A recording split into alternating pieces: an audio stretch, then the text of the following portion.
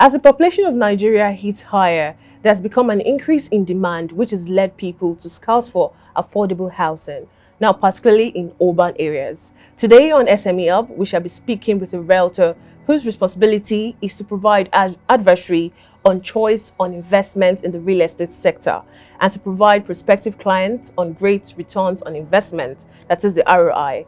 Now I'm being joined by Mrs. Victoria Areo, CEO V.Villa Realtors. Now thank you so much for having us.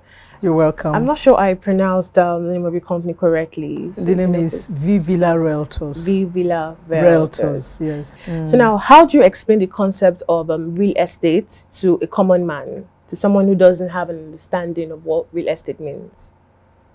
Real estate is about, is basically about investment, owning a property, be it land or house, you know.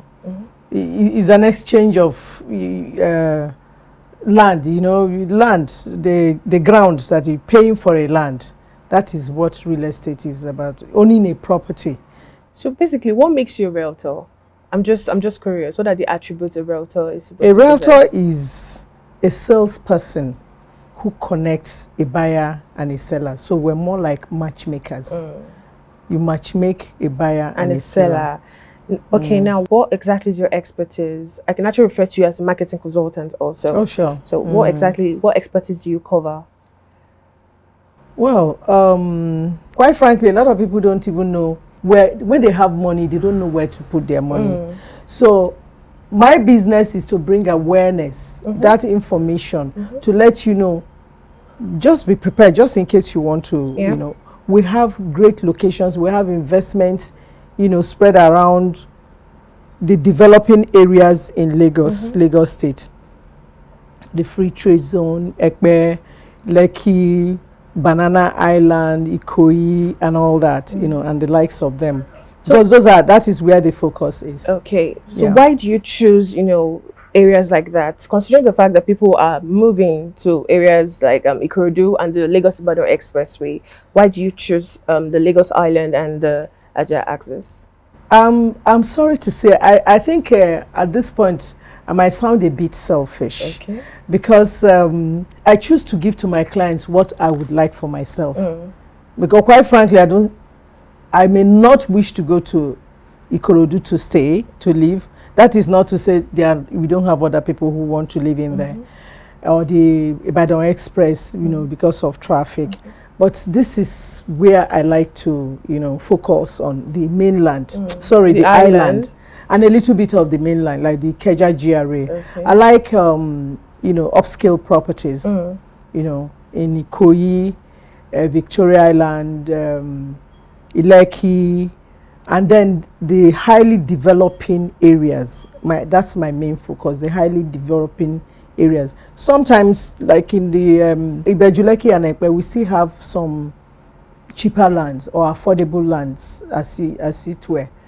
But those are the areas where you have you can get massive returns on investment. And so that is my passion. When an investor puts his money in a particular location and he starts getting massive returns on his investment, you know, so I feel that I must have done him, you know, a good deal.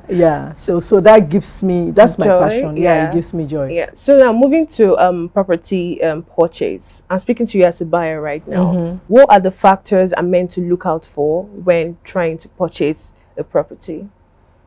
Yeah, that's a good question. The factors you have to look out for: number one, the location. Starting with you as an individual, you should know how much your budget, what you want. Then the next thing we look at is the location and the type of property you want to buy. Because the location and the budget, they work hand in hand. The location. For instance, if you have 20 million naira to buy a plot of land, I don't expect you to say you want land in Ikoyi. Do you understand? Or Lekki Phase 1. So we have to look at the location is very key in your investment. And then the title of that piece of property you want to buy. So they are interwoven. But if you haven't fixed your budget and you say to me, I want a land that has C of O in a very good location, then you're giving me an open window to give you different types of land. Otherwise, you can also stop me by telling me this is my budget. So location and title, very, very important. Yeah.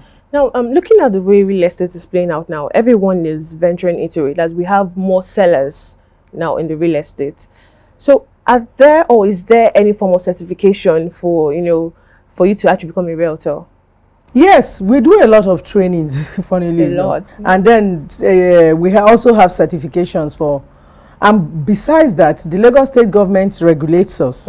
We are governed by the regulatory body. So we are not at liberty to do whatever we like. We're supposed to be registered with Lagos State government. So yes, you have to. Yes, the government regulates us. So it's not a free fall. It's not an all-commerce affair. Yeah. So how can I differentiate between a fake and a real realtor? That's a difficult one.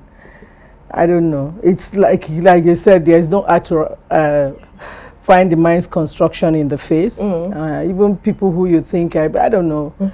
But permit me to say that integrity and trust is they are two very important ingredients in this our business. And anybody who is what is sold and what the business you're doing, you can't trade those two factors. They are very important because it can make or mar your business. Because you become fake, you lose, nobody will trust you. You might even be blacklisted on social media and all that, especially these days of social media. So I don't know. I can't tell, who is fake but maybe not from their looks, certainly not, but from their acts. Yes, I can tell from their acts. So what are these acts? Okay, for instance, somebody giving you fake or adding, like I said to you, we work directly with the developers. So if I bring a developer, that is to say, when a developer is selling a property, a piece of property for 10 million naira, I don't have the right to add 1 kobo. Mark my words, 1 kobo. Or subtract 1 kobo from that property. I have to sell it the way it is because we already have a memorandum of understanding on how I'll be compensated. So I sell it the way it is. So if somebody goes and adds, says, oh, it's 11 million because he wants to make a quick gain, that is fraudulent. That is fake. That is a bad act. And that will also might also put the developer in a bad light. You know why? Because all these properties are in the social media.